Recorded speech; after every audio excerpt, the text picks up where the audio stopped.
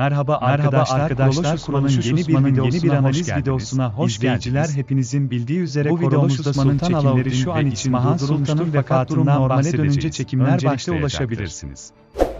Böyleleri ne zamana kadar izleyeceğiz? Sizler gibi Bala'nın Frig'i yakaladığını hepimiz biliyoruz ve birçok sırrı açığa çıkaracağını tahmin ediyoruz ve Frig'in ağzını açması nedeniyle binler ile son bulabiliriz çocuklar. Ne düşündüğünüzü yorum bölümünde bana bildirin.